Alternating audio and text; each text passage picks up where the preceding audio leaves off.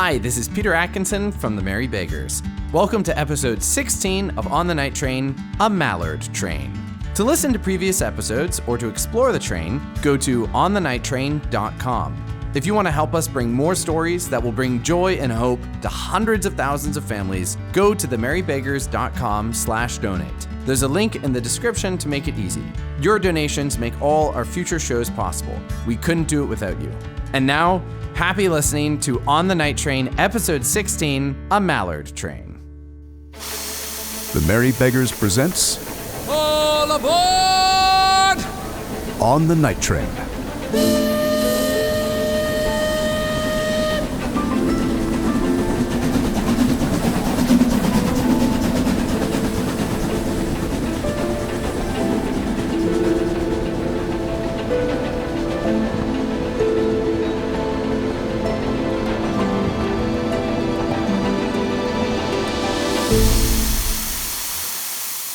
Episode 16, A Mallard Train. One thing after another. Come on now. Bonnie, come here. Get these plates out. Passengers are going to be coming in soon and breakfast isn't ready yet. Just 1 second, Rosie. Getting the cutlery. Have Edith and Paul slept here this whole night? The kitchen is no place for children to sleep. Don't I know it? They've been here since 4 a.m. They can't go back to the luggage car since Pullman's new private car is in the way. Why is that, Rosie? Doesn't Pullman like kids? Never mind why, Barney. It's none of your business. It's enough to say that Pullman doesn't like stowaways, and he particularly won't like these two. They are stowaways? Yes. Yeah. You didn't know. Yeah, they're stowaways, Barney. Why? Barney, can you keep a secret? For Will. Of course I can, Rosie. Edith and Paul are Will Mallard's children. Will's children? Yes. Pullman banned them from the train hours before we left from Chicago. They ended up on the train by mistake. They fell asleep in the pillow cot, and now they are here. And if George Pullman finds out, Will Mallard will certainly lose his place. I see. But they'll be okay. Young ones can get through almost anything. Careful there, Barney! Whoa. Oh, no. Oh, gosh. I'm sorry. Oh, is it morning yet? Are the crackers still there? Paul? Paul, is the train still going? Is Mr. Pullman still... Now look what you've done, Barney. You've woken Edith and Paul up. Shame on you. Sorry, Rosie. Sorry, kids. Hello there, stowaways. Hi, Barney. Is it true that you're Will Mallard's kids? Who told you? I did. Why'd you tell me your name was Stoutward then? Why all the secrets? I'm sorry, Barney. I don't like secrets either. We were stowaways by accident, and we couldn't let anyone know who we really were. We're sorry that we didn't tell you, Barney, but we had to keep it a secret. It's okay. And it's even more important now that it be a secret because George Pullman is on the train, and if he finds us then... If he finds you, your father will lose his job. Yes. I understand. You can trust me. I'll help you, I promise. Thank you, Barney. Yeah, thanks, Barney. Of course. I'll see you two later. Rosie, what's going on? What time is it? Are the Crockers still in the dining car? The Crockers went back to their room. You're safe for now. We've got breakfast in a few minutes, and all the passengers will be coming in expecting a full meal. Barney's setting their tables. Ooh, I can help. Maybe I'll find something George Crocker left behind. Another clue. I could help too. I can fold the napkins. I can't fold napkins. But I do know where the knife and fork go. Here, I can take those glasses and put them on tables. But you can't be seen by Mr. Pullman. And he's liable to come in early given how much he wanted his pancakes last night. We can't have Mr. Pullman seeing more Mallards on board. It's bad enough he knows your mother is here. He was really mad at Mama. What do you expect? He banned her from the train, and here she is just showing up unannounced and in disguise. And with all the accidents, well, Pullman is liable to get angry at anyone right now. But we shouldn't have any more accidents, right? We know it's George Crocker. He's the one who has the carpet bag. The one with the telegram from Wagner telling him to sabotage the night train? That's the way it's looking, and who knows, maybe he's already sent off another telegram, or he could be planning a sabotage right now. That's true. We've got to save this train. It's almost 7 o'clock by my watch. We only have 8 hours before we get to Sacramento. And we'll do our best. All of us will. But right now, we've got to get breakfast ready, or I won't have a job back to Chicago, train or no train. Rosie, where are the glasses, the cups for coffee? I don't know. That's your job, not mine, Barney. I make the coffee. You serve it. Here they are. I found them. I can bring them in. But what about Pullman, Paul? We've got time before all the passengers start coming in. Come on, Edith. You can do the napkins. May we, Rosie? It won't take a minute. Well, all right. But hurry up and do it quickly. Just a minute or two and then get right back here to the kitchen. Okay, here we come, Barney. The napkins will look beautiful, Rosie. The best you've ever seen. All right, let's go. Grab those glasses, Paul. I got a tower of cups, Barney. Here you go. Slow down before you spill them, Paul. Where are the napkins, Barney? Right on that table, Edith. Oh, I see. Barney, are we in California yet? The most dangerous part of the Transcontinental Railroad is the track that goes through California, because it has the mountains and the snow sheds and cliffs and drop-offs. We're getting close, Paul. Not quite there yet. We should get into California this morning. Then we enter the Summit Tunnel. That tunnel gets us straight through the mountain. Glasses go closer to the napkins, buddy. Okay, like this? Yep, exactly. Got it. Snakes alive. I can't wait to see Summit Tunnel. Have you been in the tunnel before, Barney? Never. It'll be a first for the both of us. Do the napkins and silver go on all the tables? All the tables. How much time do we have, Paul? 7 minutes to 7. Hurry up, Edie. The passengers will be in here any minute now. We better get back to the kitchen, Paul. We don't want Mr. Pullman to find us. Just finish up those tables and I'll do the rest. I don't want Pullman to discover our two little stowaways. Okay, Barney. Thank you for your help. Of course. Good morning. Good morning. Morning, Harold. Good morning, Harold. You look really tired. Did you sleep at all last night? I haven't had much sleep. Morning, Rosie. I just came from Mr. Pullman's private sleeper, and he'd like a plate of pancakes and a pot of coffee served to him in his parlor. Good morning, Harold. I have a stack of pancakes and a whole pot of coffee for Mr. Pullman coming right up. And please tell him that I am delighted to hear that he is staying as far away from my kitchen as possible. And I hope he takes all his meals there. Easy there, Rosie. You have to be civil if you want to keep working for Pullman after this trip. Sure I do. Here, Harold. Tray of pancakes, syrup, and butter. Pot of coffee. Rosie, since Mr. Pullman isn't coming into the dining car, can we sit in a booth and spy? We'll be able to be detectives and hear if anyone is planning sabotage, like we usually do. And what are you gonna do when Maddie and George Crocker come in to breakfast? They'll recognize you two, won't they? We'll see them enter from the other side so we can hop into the kitchen right away. Can't we? We'll be so fast they won't see us. I'm not sure that's safe, Paul. Well, the Crockers were up until 6 a.m., so I don't think they'll be here for breakfast. It's probably okay. There's barely enough air for me in the kitchen when that stove is on. I'm sweating like a pig already. So, all right then, go on, take a seat out there. Just don't let the Crockers see you if they manage to show up. And can we have breakfast out here too, Rosie? Of course. Go ahead and get a seat, you two. Barney will bring you pancakes and orange juice in just a minute. Thank you, Rosie. Just be careful. Harold, will Mama be eating in here as well? Maybe we can all eat together now that everyone knows who she is. Edith, you know you and Paul still can't be seen with your mother in public. If passengers spread the word to Pullman that the Mallard children are on board the train too, there's no telling what he'll do. Oh, I know. You're right. It was just wishful thinking. And anyway, your mother won't be in the dining car this morning. Mr. Pullman told your mother and father to meet with him in his private car this morning. I hope Mama's okay, and Dad too. I hope so too, Paul. I'd better get these pancakes to Mr. Pullman before they're cold. We'll see you two later. Bye, Harold. Good luck with Mr. Pullman. Come on, Edith. Let's get a booth. Here, this one's good. But Paul, we should get one closer to the kitchen door in case the Crockers come in. And not be able to hear anyone talking? How are we going to be detectives? This booth is perfect. Okay, fine. But we need to keep an eye out for the Crockers. I can do that from this booth really well.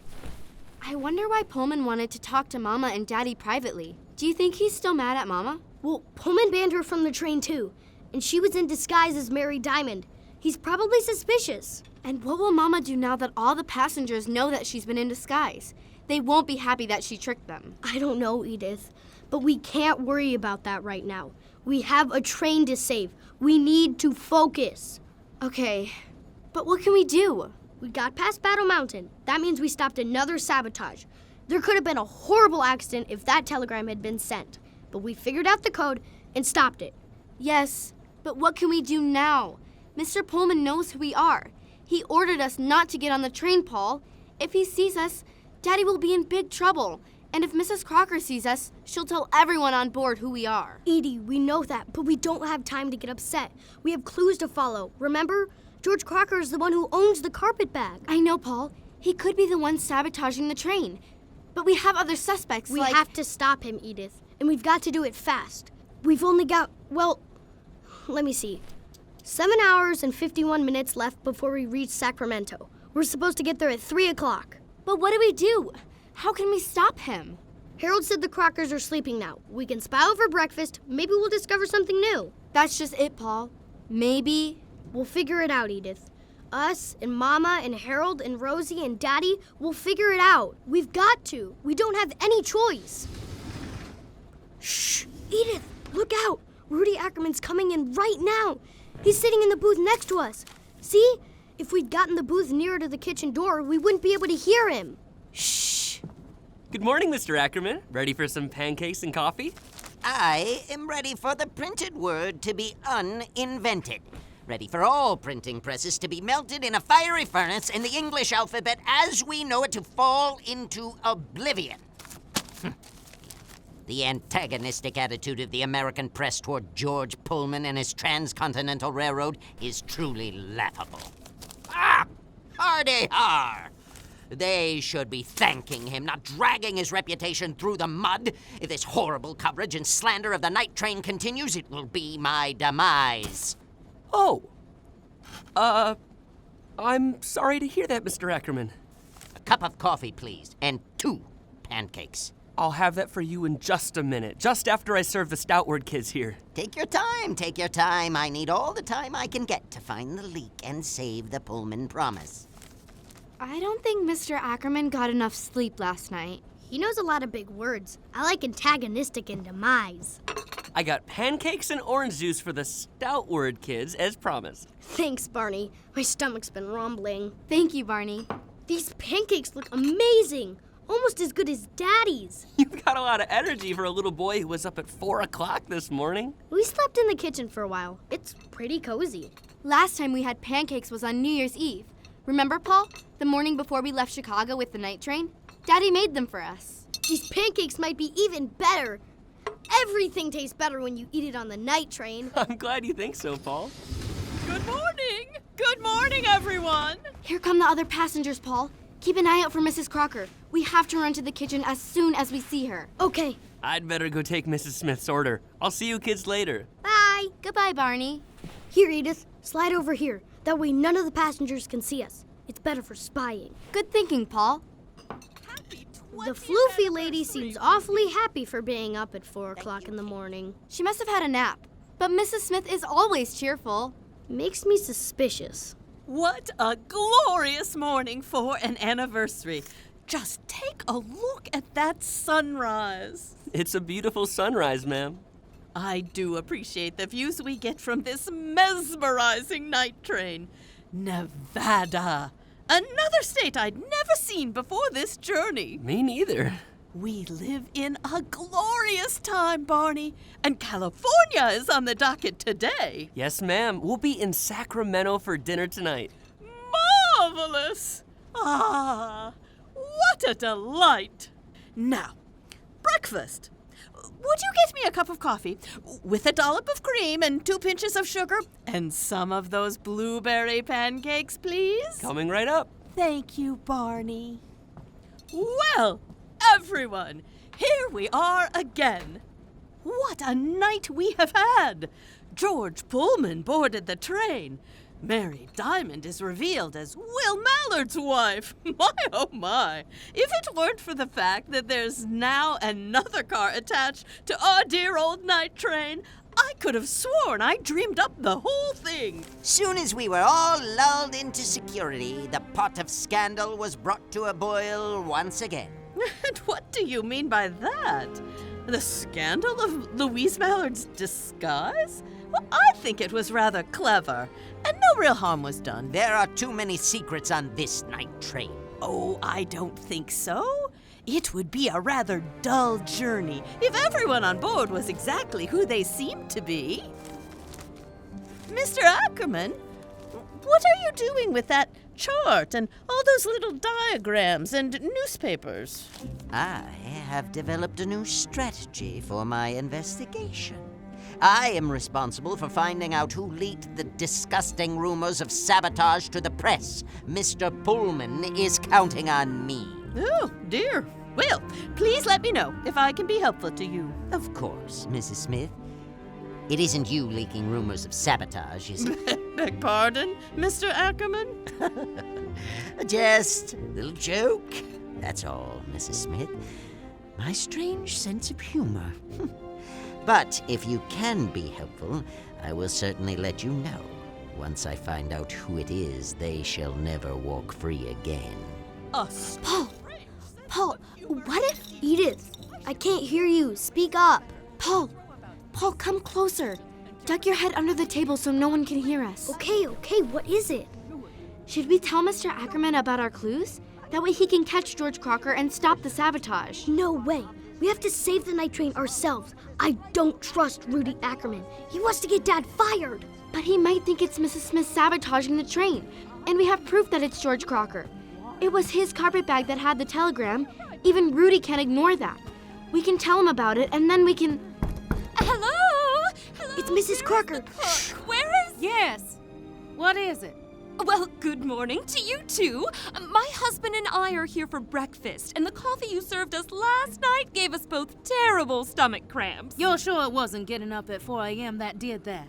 Quite sure. Thank you. When you serve this morning's coffee, could it be made fresh? And the pancakes, can you cook them all the way through this time? I wasn't going to say anything about yesterday's meal, but given how my husband reacted to them last night, I simply have to. Mrs. Crocker must have gotten past us while you pulled me under the table, Edith. Why'd you have to do that? Paul, shh. I didn't mean to. I wanted to tell Mr. Ackerman everything. And then maybe Mr. Pullman would be nice to us and our family wouldn't be in such danger. Well, what do we do now? Mrs. Crocker's here, between the kitchen door and us. We can't run past her into the kitchen. Shh. Keep down. When she sits down, she'll probably join Kate Smith and Rudy Ackerman down there, towards the sleeper cars. Then we can sneak back to the kitchen. We'll be fine. Mrs. Crocker knows that her husband owns the carpet bag. Maybe they're in it together. Shh. Good morning, everyone. Good morning, Maddie. Did you get some sleep? How is George this morning? Oh, Kate, we couldn't sleep after all that excitement. I woke George up and told him everything that had happened. He simply couldn't believe it. It's been quite a tumultuous trip. I told him twice, actually. Once for events and the second time for the emotional experience. I can't believe he slept through the whole thing. Oh, it was very exciting.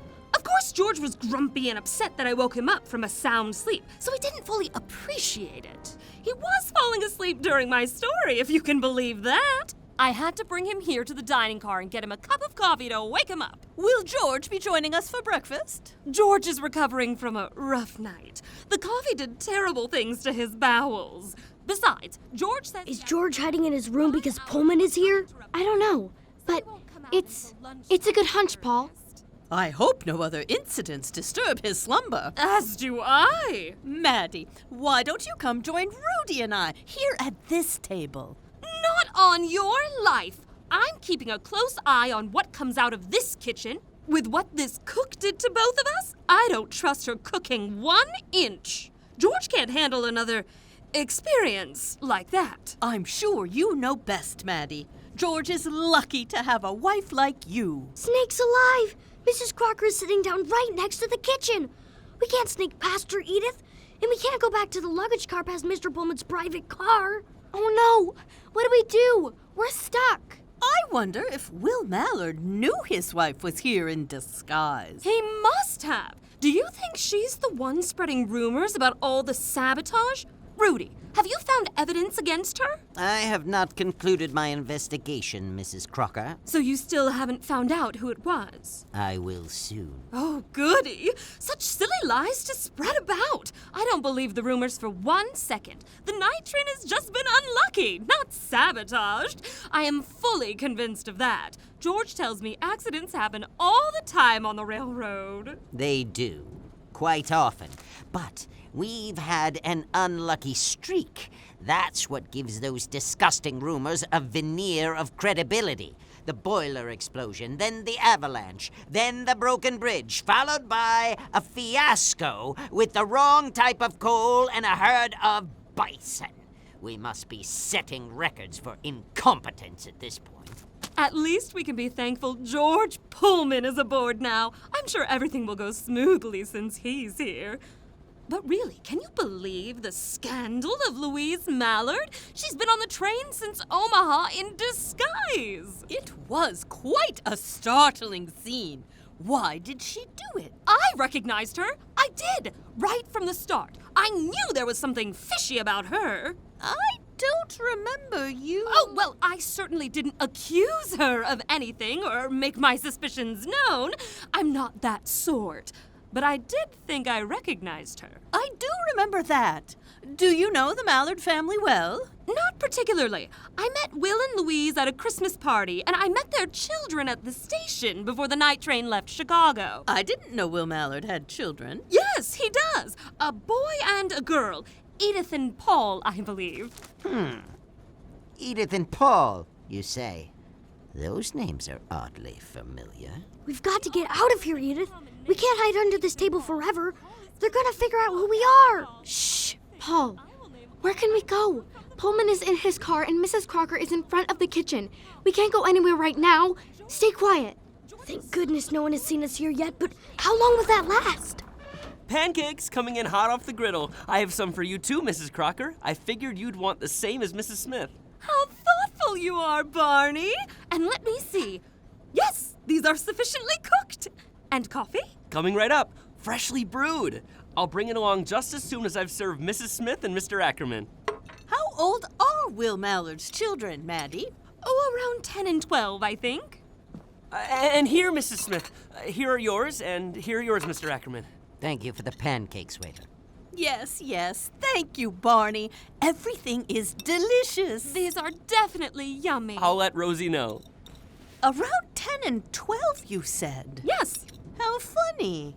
Those are the same ages as the Stoutward children. I haven't met the Stoutward children yet. They always escape me somehow. How funny. Oh no! Snake's alive! They're gonna discover us! The Stoutward children. I wonder. Waiter, Yes, sir? would you get me a copy of the log of passengers from the conductor? Our names aren't on the passenger log, Paul. Thank Rudy's going to see that no children are on the log and realize the Stoutward kids are stowaways. And then he'll guess that we're Mallards. What do we do? We gotta get away, Edith, before they discover us! How? George Pullman is in one direction and Mrs. Crocker is in the other. George Pullman is in his private car, isn't he? Yes? The rooms in it are private with a center hallway, just like the sleepers, remember? So we might be able to sneak through the hallway if Pullman has the room doors closed. But what if he doesn't? We'll have to risk it, Edith. What else can we do? We have to risk it if we want to get to the luggage car. But shouldn't we tell Rosie first? No time for that. Look, Mrs. Crocker's reading the paper. She won't see us. And Rudy Ackerman and Kate Smith are looking out the window. This is our chance. Let's go. We gotta be gone before Rudy sees the list of passengers and realizes we're stowaways. But what if Mr. Pullman sees us passing through his private car? Edith, we don't have any choice. I'm sure he's still eating breakfast in his own dining room. And like I said, I don't think he'll see us passing through the hallway, and we'll be able to get around him. Okay. But right now we have to stop whispering. I don't want Rudy Ackerman to notice us leaving.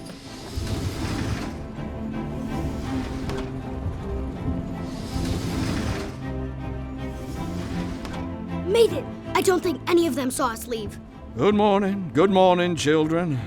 Good morning, Professor Dopey Dad. Dopey Dad didn't stop us. It's only 7:30 right now. Pullman will still be eating breakfast. We have to get through the sleepers and then Pullman's car. I think we'll make it! I hope you're right, Paul. We'll find out in a couple of minutes. Here we go, through the sleepers. I'm scared, Paul. I want to get to the luggage car and hide in my bed and read 20,000 Leagues Under the Sea. Come on, we'll get there soon. And we might find a clue along the way, Edith. Put on your detective hat. We have to be brave. Okay, Paul. I'm coming. Here it is. Mr. Pullman's car. This vestibule connection is pretty much just like all the others. And we don't have to go outside like we do to get to the luggage car. Yes. But Paul, this is the connection to George Pullman's car. I'm still not sure we should even be trying to do this. I thought you were a good detective, Edith, but now you're back to being all silly and scared. Don't you dare say that, Paul. I'm being smart. If Pullman catches us, we'll have failed. I am scared, but I'm not being silly. I don't want him to discover us, Paul. Okay, Edith. I'm sorry. It's just we don't have anywhere else to hide but the luggage car. We have to get there. I know. You're right. We have to get through Pullman's car without him seeing us. Ready? Yep. You first. Seems pretty empty. George Pullman has to be in one of these rooms off the hallway. Let's go quickly.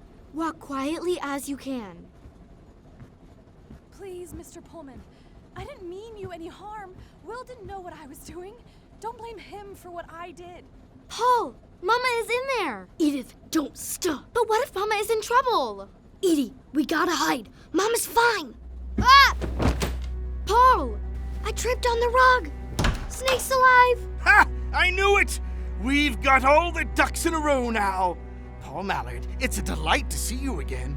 We were just going to the luggage car, Mr. Pullman. We'll get out of your And way. Edith Mallard, so pleased you're on board. The luggage car, of course, the perfect hiding place. But there's no need to hide now. I found you out, Edith and Paul Mallard.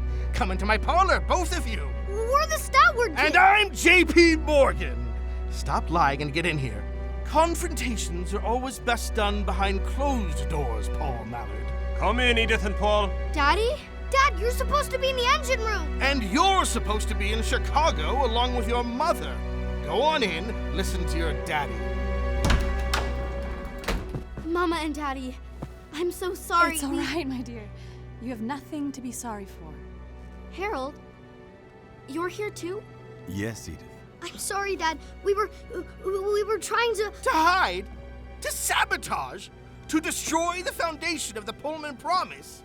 And it's all an accident, I'm sure. No need to tell me the story. Louise Mallard boards in disguise, all in an effort to protect the train. And lo and behold, she just happens to find her little ones are stowing away on my night train. How convenient! And none of you had this neat little plan organized before you left Chicago. What a miracle! We didn't, Mr. Pullman. I promise you. I didn't know they were here until we'd passed Cheyenne. I don't believe you, Will Mallard. He's telling the truth. Daddy didn't know. Edith and I didn't mean to be stowaways. Paul. Young man, you were saying you stowed away by accident? Yes! And just how did this happen? We jumped into a pillow cart because we were scared of you because we were really just returning a watch to Sam, but we thought if you'd found us, you'd get really angry. You jumped into a pillow cart. Yes, Mr. Pullman. You were coming our way, and we were scared you'd see us and think we were trying to sneak aboard the train.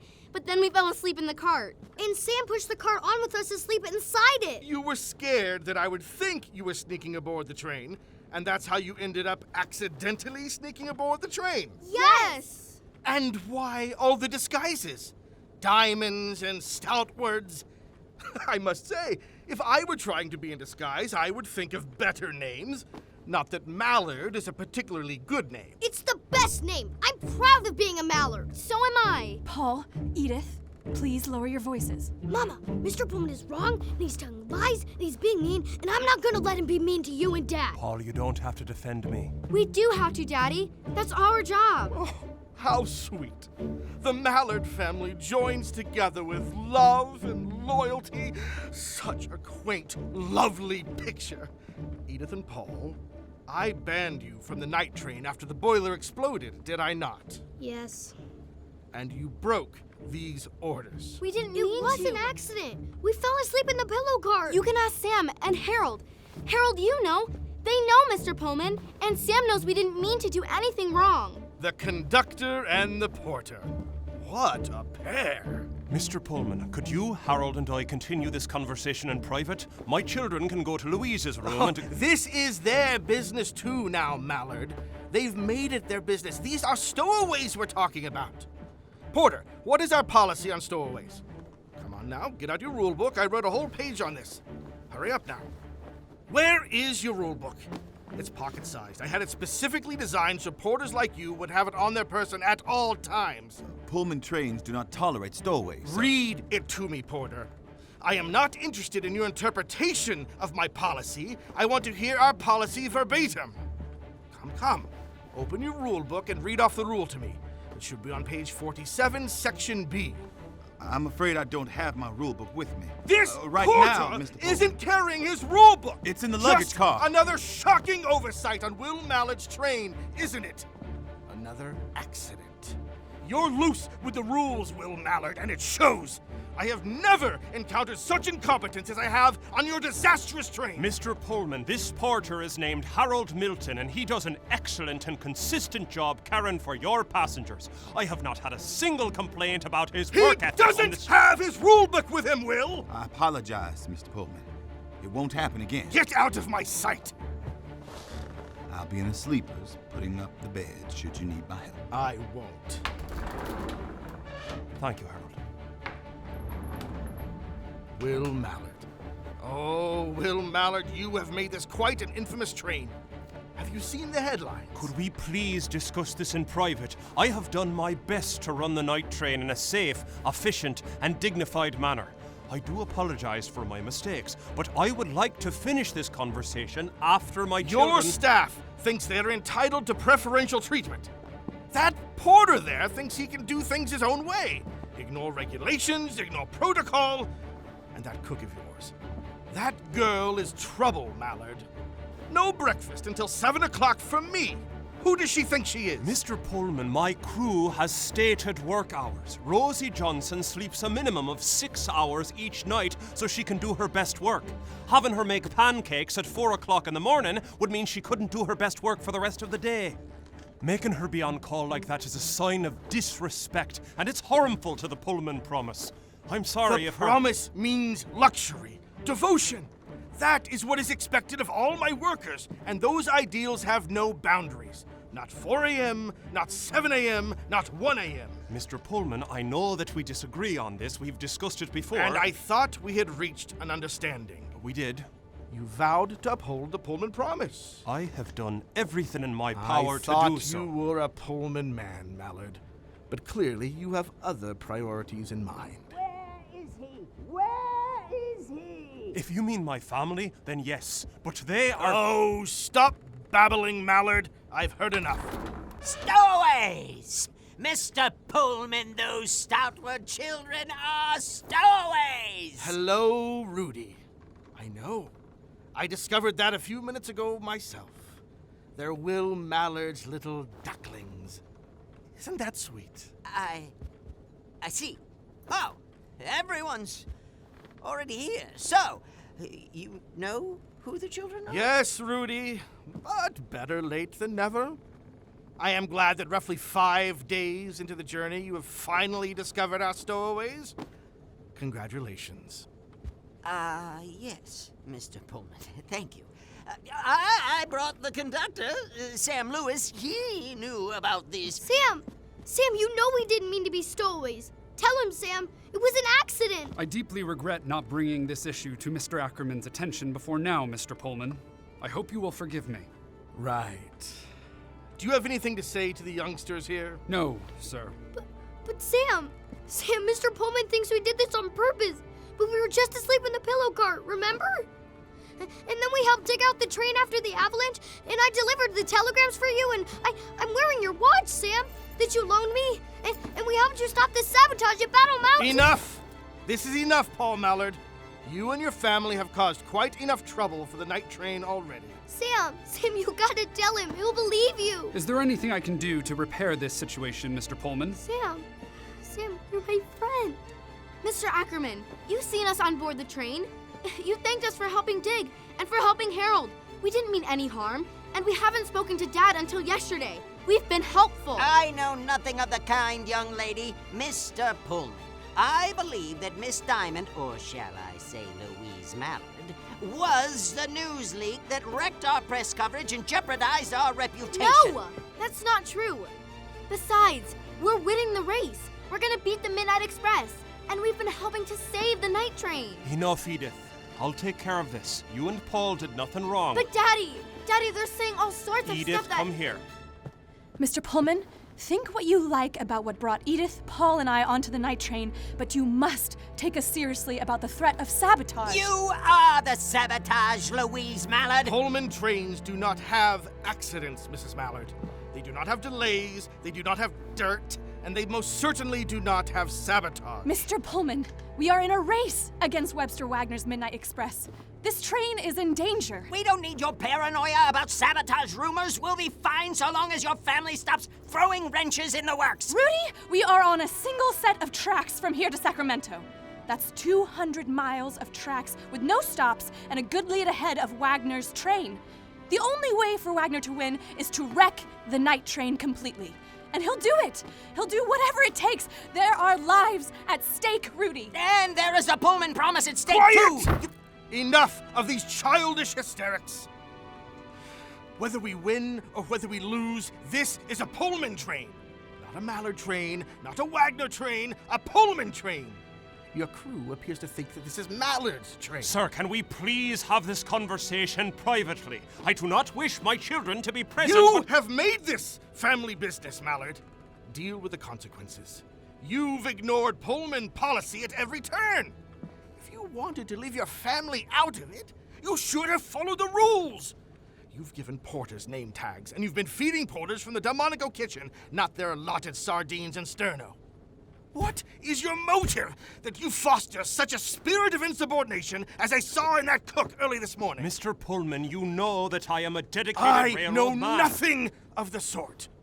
Rudy has been reporting to me all along the trip. Every stop, all I see are an inordinate amount of accidents. It's sabotage! Yes, Miss Diamond. I know I can trust your word. Don't be ridiculous! This is a race, Mallard! I am not interested in excuses. I want results. We are going to win, Mr. Pullman. But with our reputation destroyed thanks to you, Night Train stumbles across America. That was the headline. We are going to arrive in Sacramento. I would not have taken this position if I didn't want to do this work excellently and bring this train safely across the country. Or did you take the position because you knew that you could destroy my Pullman promise in one transcontinental journey if you had the chance? What? What are you accusing me of? How much is Wagner paying you? Mr. Pullman, you have no right to accuse No, me of being a you're right, traitor to you're this right, enterprise. Will Mallard. I have no right. I have no proof. I have nothing but a string of unending and unexplainable accidents. And that's not enough. Not enough to accuse you of such heinous deeds. I apologize for that. Thank you, Mr. Pullman. Thank you for apologizing. But that doesn't mean I have to employ you any longer. Get us to Sacramento. Dock the night train at the CP passenger station in the Sacramento Valley. Collect your last paycheck, and then be gone. Dad! Oh no! Mr. Pullman, you can't jump to conclusions. I can. And I do. Since you love your family so much, why don't you spend more time with them? I'd like to make that more possible by releasing you from this terrible burden of a job. I do apologize for the inconvenience that this work has caused you. I'm sure it won't happen again. Mr. Pullman, we should talk about How this clear do I have to be? You're fired. Finished, kaput, done, over! This will be your last ride on a Pullman train, Will. This is your family's last ride, too, so enjoy it while you can. Mr. Pullman, you can't You don't understand, Mr. Pullman! Edith and Paul, shh. Yes, Mr. Pullman. We will arrive in Sacramento tonight. Excellent. Rudy, I'll have to hire a new manager in Sacramento. Yes, Mr. Pullman. Well, what a productive Monday this has been. Thank you, Rudy. I'm finished now, Mallards. You can all waddle out of here. Thank you so much. It's been a pleasure. But Mr. Come on, Pullman, Paul. it's not accidents, Edith? it's sabotage! Paul, now. Daddy? Go on with your mother, Edith. I'll see both you and Paul soon. There, Edie. It's going to be all right. Everyone is safe. Come now. We ruined everything, Mama. We ruined everything. We didn't mean to stow away. We didn't. Snake's alive. We told Pullman the truth. He's just stupid. I don't want to be a railroad man if I have to work for somebody like him. Edith and Paul, take a breath and come with me. Okay.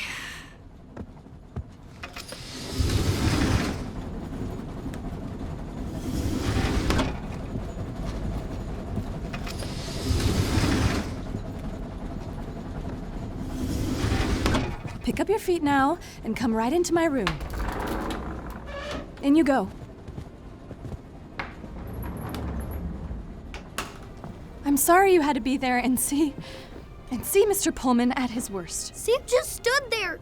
He didn't defend us. He's my friend, Mama. I'm sorry, Paul.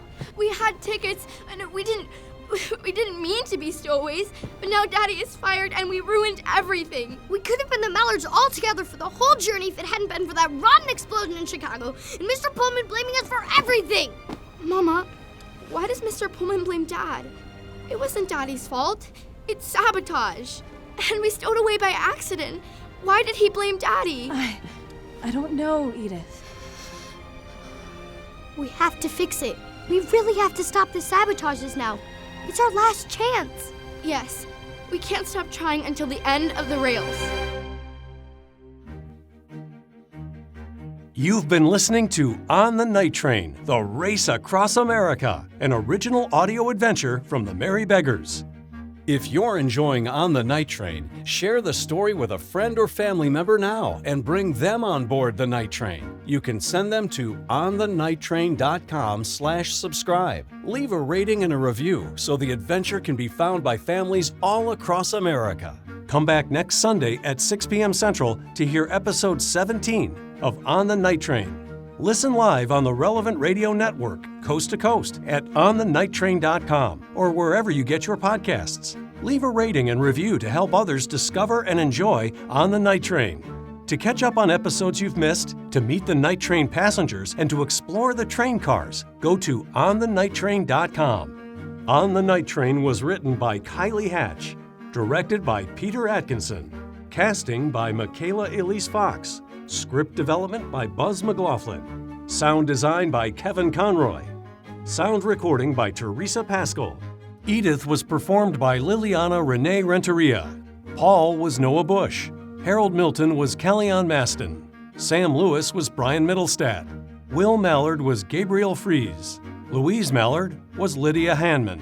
Rosie Johnson was Lakecia Harris. Kate Smith was Susie Kruckerberg. Professor Dopey Dad was Andrew Pond.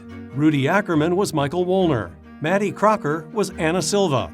George Pullman was Dockham LaRose. And Barney was performed by Derek Demkowitz. The Merry Beggars is the entertainment division of Relevant Radio, bringing Christ to the world through the media.